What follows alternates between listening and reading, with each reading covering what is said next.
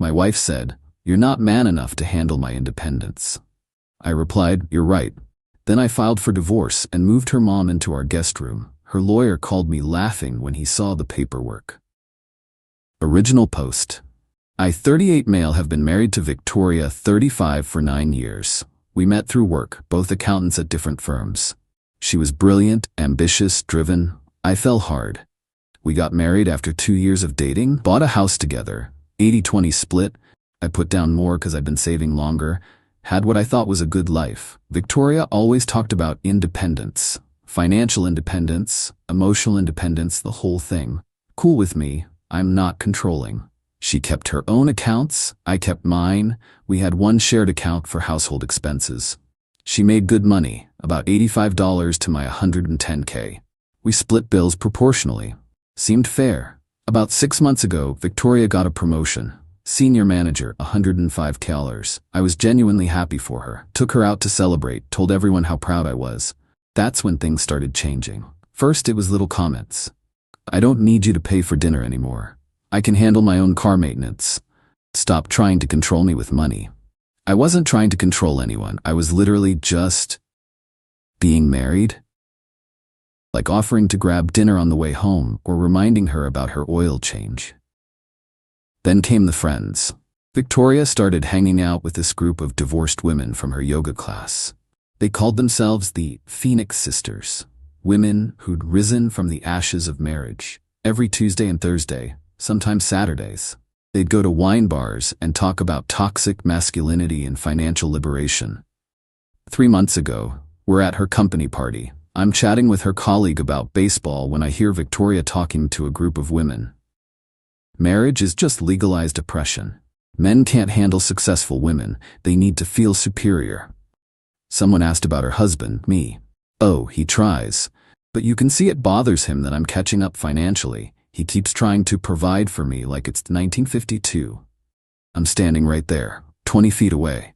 She knew I could hear. Later in the car, me, "That was pretty harsh, Vic." Her, "Truth hurts?" Me, "What truth?" "I celebrated your promotion. I support your career." "You support it as long as I'm beneath you."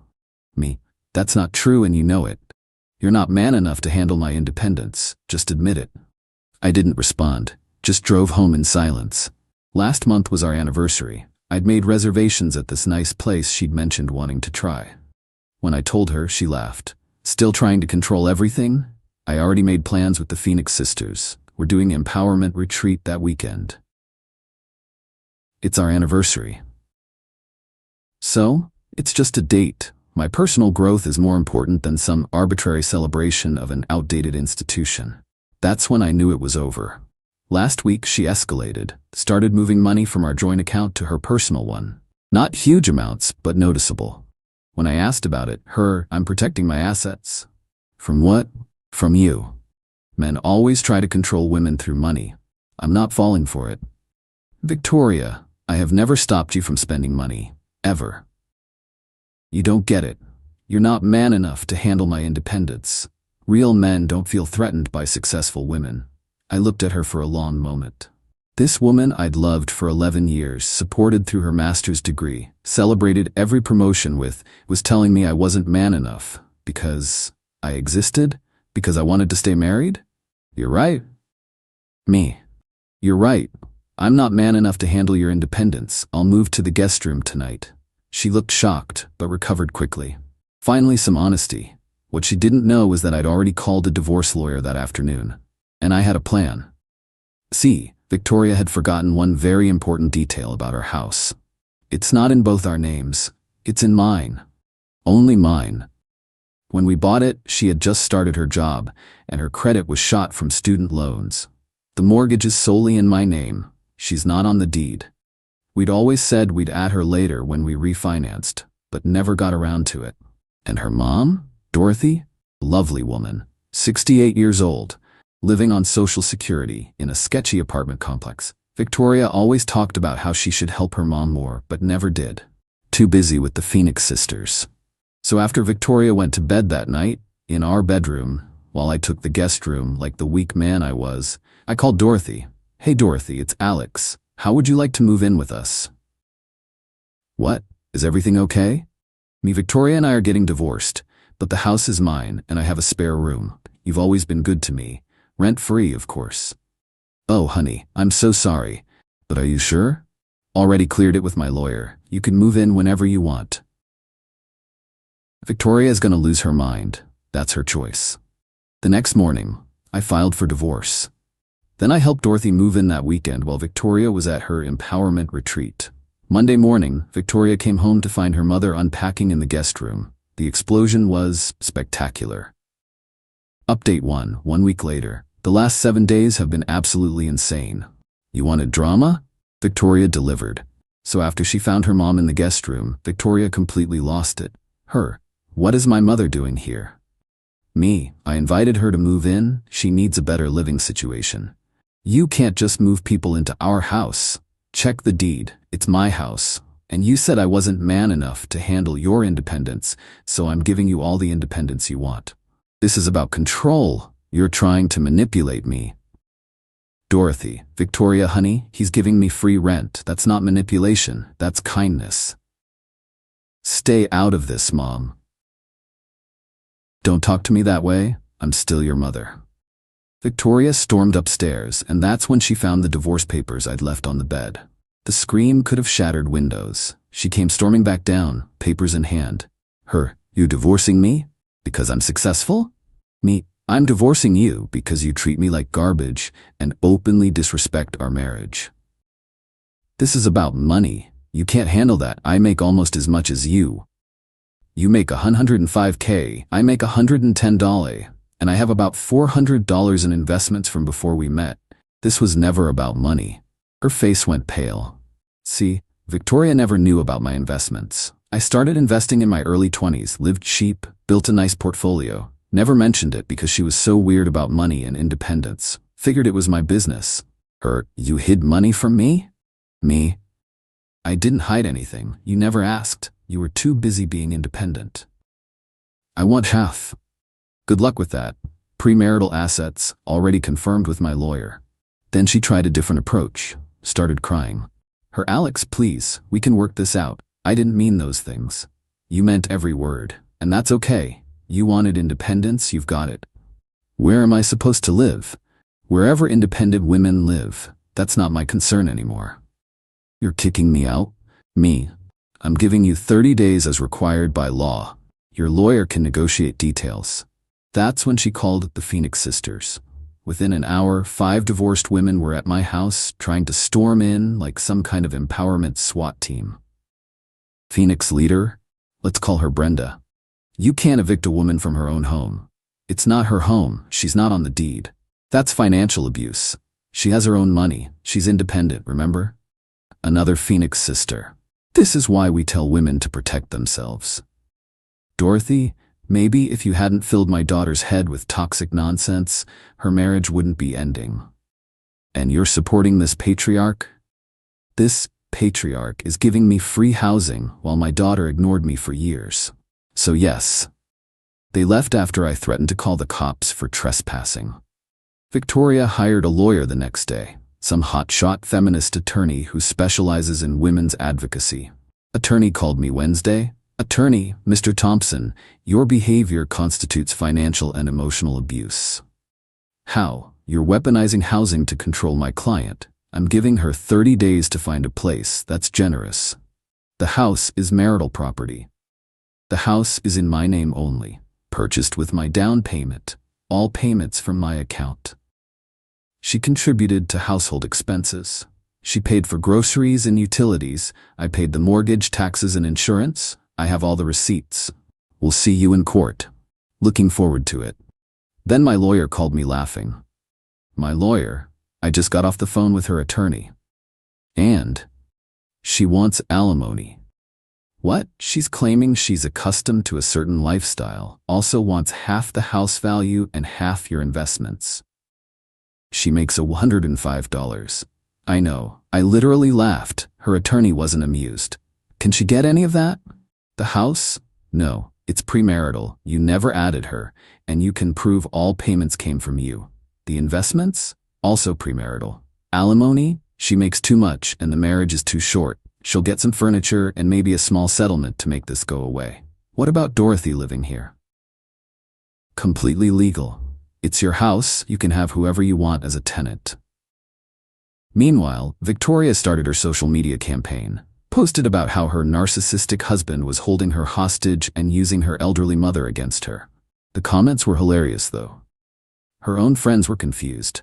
Wait, he's giving your mom free housing? Why is that bad? Don't you make good money? I thought you wanted independence. She deleted the posts after an hour. But the best part happened Friday. Victoria came home with a U-Haul and the Phoenix sisters. Her, I'm taking my stuff. Me, take whatever you bought. I have receipts for everything else. I bought that couch. Receipt shows I bought it. Wanna see? She tried to take the TV.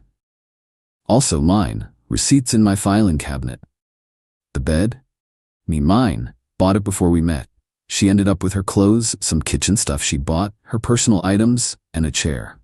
That's it. The Phoenix sisters kept trying to take more stuff. Just take it all, make him prove it in court. I'm recording this entire interaction. Please, try to steal my property on camera. They backed down. As Victoria was leaving, Dorothy came out. Victoria, honey, you can stay here if you apologize to Alex and get counseling. I don't need to apologize to anyone. He's abusing both of us. Dorothy, he's giving me free rent and treating me with more respect than you have in years. Victoria, you're choosing him over me? I'm choosing kindness over whatever you've become. Victoria left sobbing. The Phoenix sisters glared at me like I was Satan himself. Saturday morning, I get a text from Victoria's dad, Robert. They've been divorced for 15 years. Robert, heard you're divorcing Vic and taking care of Dorothy. Good for you. That woman needs help, and Vic's too selfish to provide it. Let me know if you need anything. Even her dad's on my side. This morning, Victoria tried a new approach. Showed up alone, dressed nice, makeup done. Her, can we talk? About? I may have overreacted. The Phoenix sisters have been influencing me. And, maybe we can work this out? I'll go to counseling? No, I'll quit seeing them? Don't care who you see. I love you, no you don't. You love the lifestyle I provided while you played independent woman. Her, that's not fair. You told a room full of people I wasn't man enough for you. That's what's not fair. I'll tell everyone I was wrong. Too late. She left crying again. Dorothy watched from the window. Dorothy, you know I love my daughter, but she needed this wake-up call. Think she'll learn? Probably not, but maybe. Tomorrow's the first divorce mediation. This should be fun. Update 2 weeks later. Mediation was a disaster. In the best possible way. We met at James's office. Victoria brought her attorney Rebecca, the feminist advocate, and, I kid you not, 2 Phoenix sisters for emotional support. They had to wait outside but made sure to glare at me through the glass door. Rebecca started strong. My client is entitled to half of all marital assets, including the house. James, the house is premarital property, solely in Mr. Renhaley Thompson's name. Improved with marital funds. Here are 5 years of bank statements showing all mortgage payments, insurance, taxes, and improvements came from Mr. Thompson's personal account. My client contributed to household expenses. She paid for groceries and utilities, totaling approximately $1,500 monthly. Mr. Thompson paid $3,200 monthly for mortgage and house-related expenses. If anything, she owes him rent. Victoria, rent? I'm his wife. Technically, you're his soon-to-be ex-wife who lived in his property rent-free for 5 years. Rebecca tried another angle. We want alimony. James actually snorted. Your client makes $105,000 annually. She's accustomed to a certain lifestyle. What lifestyle? According to these credit card statements, she spends most of her money on wine bars, yoga classes, and empowerment retreats. Mr. Thompson paid for all vacations, major purchases, and home expenses. Victoria, this is financial abuse. You literally told me I wasn't man enough to handle your independence. Now you want my money? My client was emotional when she said that. She was sober at her company party when she told everyone I was threatened by successful women. James pulled out his laptop. Actually, I have something interesting. Mr. Thompson's neighbor sent him Ring doorbell footage from 3 months ago. He played a video of Victoria in our driveway on the phone. Girl, I'm going to divorce him as soon as I hit senior director. Just another year or two. I'll get half his stuff and finally be free. These Phoenix sisters know what they're talking about. Men are just walking ATMs. Victoria's face went white. Rebecca, that's taken out of context. What context makes that better? I was just venting. So was I when I filed for divorce. Then came the asset division. Victoria's list of demands was insane. Half the house value, $300K. Half my investments, $200K. The car, which is also in my name, alimony, $2K a month. Her attorney fees, $15K so far. James's counteroffer, her personal belongings already taken, her car already hers, $10K settlement, no alimony, each pays own attorney. Rebecca, that's insulting.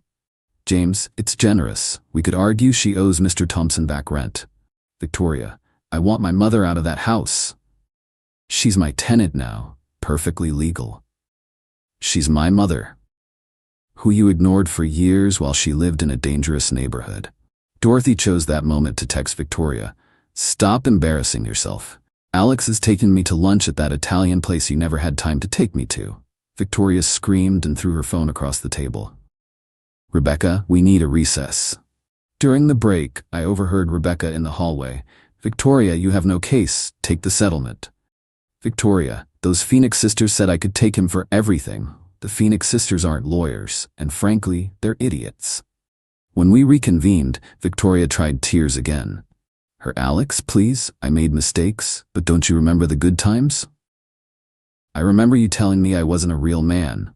I didn't mean it. Which time? The 1st? The 5th? The 20th? Her, you're being cruel. Me, I'm being independent. Isn't that what you wanted? Finally, Rebecca made a new offer. $25 settlement, clean divorce, done in 60 days. James looked at me. I shook my head. Me original offer stands, $10K, that's it.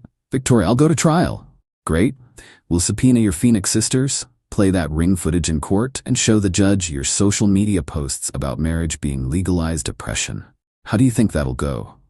Rebecca whispered urgently to Victoria. After 5 minutes, Rebecca, we'll take the $10. Papers were signed. Victoria was officially served with eviction notice, 30 days from filing, so 2 more weeks left. But Victoria wasn't done. That night, she showed up drunk with Brenda and 2 other Phoenix sisters. You ruined my life? Me. You ruined your own life. You're a typical man, threatened by female power. Honey, you're drunk. Go home. You betrayed me, Mom. You betrayed yourself and your marriage, and me for years. I was busy. I was building my career. You were drinking wine with bitter divorced women who convinced you to destroy your marriage. Phoenix sister number 2, we liberated her. You turned her into a bitter, selfish person who treats everyone like garbage. Victoria, I'm independent and single. Congratulations. She tried to charge at me but tripped on the lawn and face planted. The Phoenix sisters had to carry her to Brenda's car.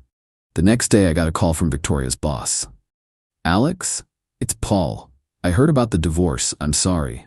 Thanks, Paul. Listen, this is awkward, but Victoria's been having some issues at work, telling female colleagues they're slaves to the patriarchy if they're happily married. HR's involved. That tracks. Between you and me, she might want to focus on finding a new job rather than fighting you in court.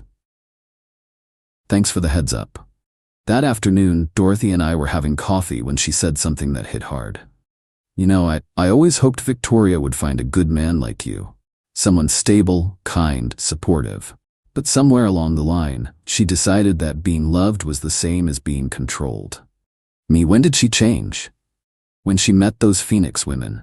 They're all bitter about their own divorces and want everyone else to be miserable too. Misery loves company. Why didn't she help you more, financially? She said helping me would make me dependent and that I needed to be empowered. Meanwhile, she spent $500 a month on yoga and wine. That's cold. That's Victoria now. But thank you for this. I haven't felt safe in years. Your family, divorce doesn't change that. She teared up and hugged me. This morning, Victoria sent one last desperate text.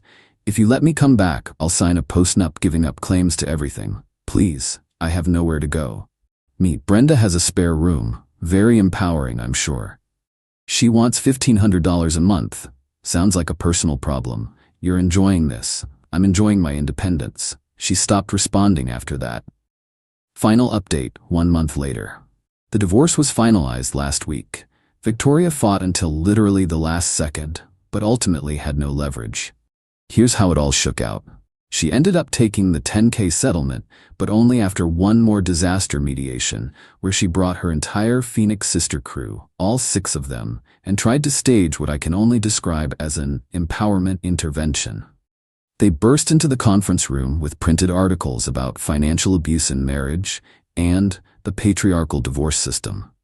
Security had to escort them out. Rebecca, her lawyer, actually quit on the spot. Rebecca, I'm a feminist attorney, not a circus performer. Find someone else. Victoria had to get a new lawyer, some guy who took her case for a $5,000 retainer, half her settlement, lol. He basically told her to take the deal or lose everything. But the real entertainment came from the house situation. Victoria's 30 days were up, and she refused to leave. Showed up with a moving truck and the Phoenix sisters, claiming she was taking her half of everything. I was ready. Had a sheriff's deputy there, James arranged it, and a complete inventory of every item with receipts. Victoria pointed at the living room furniture. That's mine. Me, shows receipt on my phone. Purchased by Alex Thompson, paid with my credit card. The kitchen appliances, shows more receipts. The bedroom set, we bought before we met. Here's the 2012 receipt. She literally tried to take the doormat. Me $12.99, Target, my debit card. The Phoenix sisters were getting increasingly angry. Brenda, this is systematic oppression. Deputy ma'am, it's systematic documentation. He owns everything. Phoenix sister 3, we should call the news. Dorothy in the porch, please do. I'd love to tell them how my daughter abandoned me while spending thousands on wine and yoga. They ended up leaving with nothing new, just the clothes and personal items Victoria already had. But here's where it gets really good. Remember Paul calling about Victoria's job issues? Yeah, she got fired. Apparently after our divorce mediation disaster, she went to work and gave an unsolicited presentation during a staff meeting about detecting financial abuse in marriage, and pointed out several happily married colleagues as victims in denial. HR gave her a warning. She responded by sending a company-wide email about toxic masculine corporate culture. They fired her that afternoon. So now Victoria had no job, no house, $5,000 left from settlement after paying her lawyer, rapidly dwindling savings. She tried moving in with Brenda. Lasted exactly 1 week. Brenda kicked her out because Victoria couldn't pay rent and refused to do housework. That's domestic servitude. Tried Phoenix sister 2, 3 days. Got booted for lecturing her teenage daughter about internalized misogyny when the kid said she wanted to get married someday. Phoenix sister 3, 1 day. Left after a fight about Victoria eating her food without asking. Resources should be communal among sisters. Finally, humiliated and broke, she did what she swore she'd never do. Asked Dorothy to talk to me about letting her move back. Dorothy came to me last Sunday. Dorothy, she's desperate, Alex. And nothing. I told her she made her bed, but I wanted you to know she asked. What's she doing now? Dorothy, living with some cousin 2 hours away. Working at a call center. Posting inspirational quotes about rising from ashes on Facebook. The phoenix rises again? More like a damp pigeon at this point. We both laughed. But the best part? The Phoenix sisters have completely abandoned her. Once she couldn't afford wine bar tabs and yoga classes, she was useless to them. Brenda actually posted, Dorothy showed me. Sometimes you have to cut toxic people out of your life, even sisters who can't match your energy.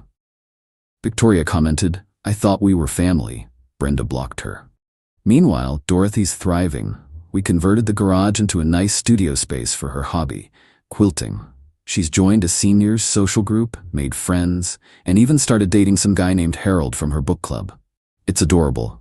Last week, Victoria sent me one final email. Alex, I know you hate me. I deserve it. I destroyed our marriage for nothing. The Phoenix sisters were toxic. I was toxic. I see that now. I'm in therapy, court-mandated from an incident where I might have thrown a drink at Brenda, but whatever. My therapist says I have a lot of work to do on myself. I don't expect forgiveness. I don't expect anything. I just wanted you to know that you were right. You were man enough, more than man enough. You were a good husband, and I was an idiot. Take care of my mom. You're doing what I should have done. Victoria P.S. That Ring doorbell footage was from when I was drunk. But drunk words are sober thoughts, right? I was planning to use you. I'm sorry. I didn't respond. What's the point? James called yesterday with something interesting. James, so I ran into Rebecca at court. Me, Victoria's ex-lawyer? Yeah. She said this was the worst case she'd ever taken. Apparently, she's using it as a cautionary tale for other clients about what not to do in divorce. That's amazing. She also said, off the record, that your moving Dorothy in was the most brilliant tactical divorce move she'd seen in 20 years of practice. It wasn't tactical. I just wanted to help Dorothy. That's what makes it brilliant. You did the right thing for the right reasons, and it completely destroyed Victoria's narrative. So that's it. I'm officially divorced. Victoria's living her independent woman dream in a cousin's spare room, working a job she hates, abandoned by her toxic friend group. Dorothy's living her best life in my guest room, going to bingo with Harold and teaching me how to quilt. I'm terrible at it, but it's relaxing. The house is peaceful.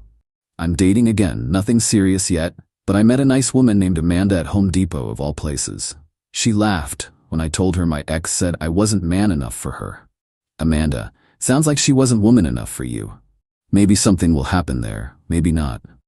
But for now I'm good, really good. To everyone who said I went too far with moving Dorothy in, nah. It was the perfect response to Victoria's independence. She wanted to be free from the oppression of marriage? Cool. Now she's free, and her mom, who she ignored for years while preaching about empowerment, is being taken care of by the very man Victoria said wasn't enough. Dorothy said it best yesterday. You know what the irony is? Victoria spent so much time trying to be independent that she forgot how to be a decent human being. And now she's dependent on everyone else's charity while you and I are living interdependently, helping each other like family should. Couldn't have said it better myself. Oh, and one final thing. Last night, Dorothy told me Victoria's been trying to join a new group called the Rising Phoenixes, for women who've been betrayed by the Phoenix sisters. I can't make this stuff up. Take care, Reddit. Thanks for following this bizarre journey. Edit. Since everyone's asking, yes, Dorothy officially pays me $1 rent per month. Makes it a legal tenancy. She insists on giving me a dollar bill in an envelope on the first of each month, very formally. It's become our little ritual. Last month she gave me 100 pennies instead, to be difficult. I love this woman. Edit 2. For those saying this is fake because no woman would act like Victoria, my brother's ex was worse. Some people really do drink the Qley that hard. The Phoenix sisters are basically a toxic echo chamber that convinces members their marriages are oppressive. It's cult-like. Victoria was vulnerable to it because she was always insecure about money's success. They exploited that. Not excusing her behavior, just explaining how someone can go so far off the rails.